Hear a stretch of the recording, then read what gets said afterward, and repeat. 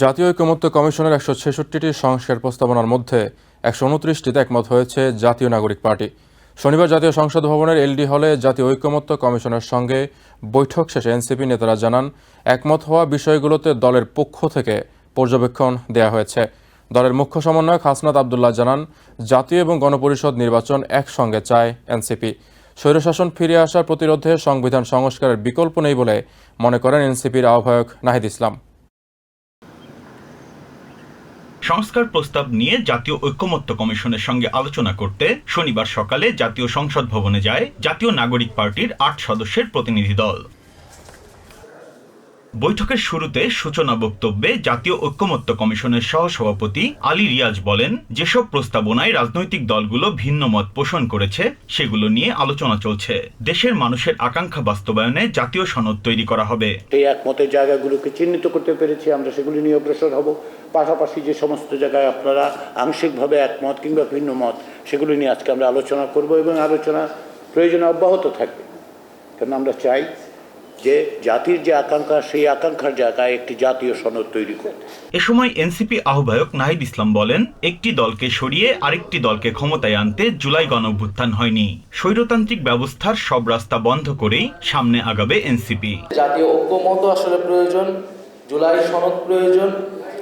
জাতির সামনে আমাদের সকলের সেই কমিটমেন্ট, সেই অঙ্গীকার রাখতে হবে যাতে আরেকটি স্বৈরতান্ত্রিক ব্যবস্থা, আরেকটি ফ্যাসিবাদ বাংলাদেশে আসবে না, তার সকল নিশ্চয়তা, তার সকল রাস্তা আমরা বন্ধ করেই সামনের দিকে এগোবো এবং একটি গণতান্ত্রিক সংবিধান, গণতান্ত্রিক রাষ্ট্র কাঠামো তৈরিতে আমরা সকলেই যার যার জায়গা থেকে কাজ করব।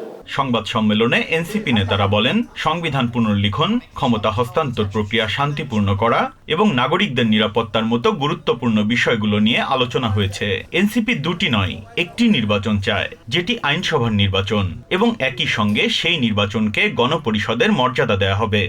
একটা সরকার থেকে আরেকটা নির্বাচিত সরকারের যে ট্রানজিশনটা কিভাবে হবে, এই বিষয়টা নিয়ে মূলত সবচেয়ে বেশি আলোচনা হচ্ছে, যাতে করে আমরা অতীতের আমাদের যেই জাতীয় যে দুঃখ স্মৃতিগুলো রয়েছে সেগুলোকে আমরা আর কখনোই পুনরাবৃত্তি না হয়। আমরা দুইটা নির্বাচন চাচ্ছি এরকম বিষয়টি এমন না, বরং আমরা একটি নির্বাচনই চাচ্ছি, যে নির্বাচনটি একটা আইনসভার নির্বাচন এবং একই সাথে ওই নির্বাচনটিকেই আবার গণপরিষদের স্ট্যাটাস দেওয়া হবে।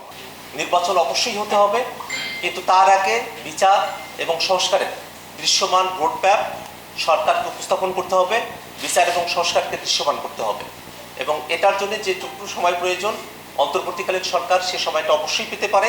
কেউ দুইবারের বেশি প্রধানমন্ত্রী হতে পারবেন না। একবার প্রধানমন্ত্রী হলে পরে রাষ্ট্রপতি হতে পারবেন না। সাংবিধানিক কাউন্সিল সাংবিধানিক পদগুলোতে নিয়োগ দেবে। বৈঠকে এমন কিছু প্রস্তাবনা দেয়া হয়েছে বলে জানান এনসিপি নেতারা।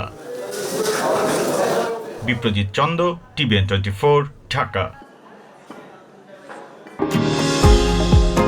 নিউ ইয়র্ক থেকে সম্প্রচারিত টিভিএন 24 টেলিভিশন বিশ্বজুড়ে বাঙালির কণ্ঠস্বর।